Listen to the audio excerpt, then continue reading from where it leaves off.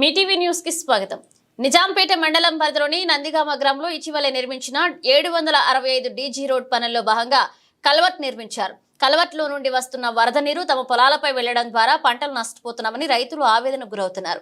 ఆ వరద నీటిని పంట పొలాలకు వైపు రాకుండా పూర్వం మాజీ సర్పంచ్ బ్రహ్మచారి ఇంటి వెనుక నుండి కాలువ నిర్మించి నీటిని మళ్లించాలని రైతులు కోరారు. ఇప్పటికైనా పంట నష్టపోయిన మాకు ప్రభుత్వం ఆదుకుని నష్టపరిహారం అందించాలని, అలాగే ఆ వరద నీటిని బ్రహ్మచారి ఇంటి వెనుక నుండే కాలువ నిర్మించేలాగా చర్యలు చేపట్టాలని రైతులు ఆర్ఎండ్బి అధికారులు కోరారు.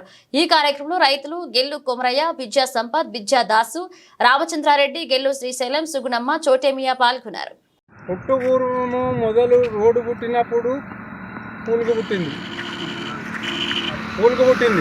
ఇవాళ నడమంతరాన కాలువలు తీసి చంద్రబాబు పీరియడ్లో కరువు పనులే కాలువ కోపులు కొట్టి రోడ్డుకి వచ్చే వరకు అటు కొన్ని ఇటు కొన్ని పోయినాయి. ఇప్పుడు అక్కడ పోయే నేను సరే ఇక్కడ వచ్చేటువంటి ఆడ పూలుకి ఎందుకు కట్టినట్టు మీరు పూలుకి ఎందుకు కట్టినట్టు ఇటే కట్టనుంటారు. ఇప్పుడు పూలు కట్టి అన్నీ అయినాక మామూన్యము మాకు నష్టం అవుతుంది, మాకు నష్టం కాదు సార్, 100 మంది నష్టం అవుతుంది. మీకు అటు ఒక్కల నీళ్ళు పొలం కట్టుకొని ఇప్పుడు 100 మందికి నష్టం కావన్న పరిస్థితి మాది ఏంది. మీరు ఎట్లా అంటే మేము దానికి ఏదానికైనా రెడీ ఉన్నాం. నీళ్ళు అక్కడనే పోవాలి. మళ్ళా రెండోటి యథావిధిగా మేము ఖర్చు అనవసరంగా నేను అయిపోతున్నాయి, మా పంటలన్నీ నష్టం అయిపోతున్నాయి.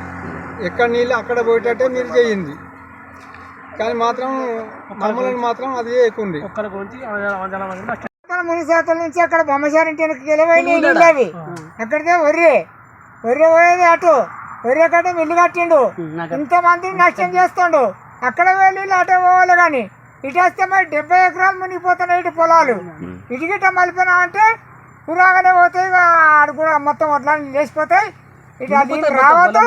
ఆ బొమ్మసారి పైపులు వేసుకుంటాడో సిసి కట్టుకుంటాడో, కానీ మాకు మాత్రం ఆ నీళ్ళు మాత్రం మాకు ఇక్కడ వస్తే మాత్రం ఒక్క పొలం ఉండదు, ఇడిచిపెట్టే పోవాలి. ఇక పొలాలు మాత్రం ఉంటాయి, ఇటు ఆ నీళ్ళు మాత్రం ఇటు రావద్దు. అంటే మేము అనుకుంటే పొలాల గురించి అక్కడ 6 మైలు కట్టిన కాబట్టి రోడ్డు ఆ నీళ్ళు అక్కడే మళ్ళించాలి. ఇక్కడ వచ్చి ఇక్కడ మళ్ళించాలి. ఆ నీళ్ళు వస్తే 60-70 ఎకరాలు మునిగిపోతాయి. ఇక్కడ అనుకుంటా మునిగిపోతుంది కాబట్టి మాకు ఆ బ్రహ్మచారి పైపులు వేసిరి అటు సాపేరి మాకు నీళ్ళు వచ్చేది ఇక్కడ రానిది, కానీ అక్కడి రానేదు. ఊర్లే ఆర్మీ రోడే కట్టారు, రోడ్లు ఆల్రెడీ వేసిర్రు. మళ్ళీ మాకెందుకు నీళ్ళు రాని కూడా వేయదు. మాకు పైపులు వేసి అటు పంపేది లెఫ్ట్ తీసి వచ్చుకో ఆయన. మాకు వీళ్ళకి వస్తే మాకు 60-70 ఎకరాలు నష్టపరిహారం మునిగిపోతున్నాయి. ఆల్రెడీ మునిగిపోతే పొలాలు మునితాయి. పొలాలు మునితే మాకు నష్టపరిహారం గవర్నమెంట్ ఇస్తుందా, మరి వాళ్ళు ఇస్తారు. వాళ్ళు అక్కడ వాళ్ళు ఇస్తారు, ఇల్లుకి రిటైర్ అని అక్కడనే పోవాలి. అక్కడ ఇల్లుకి రావద్దు.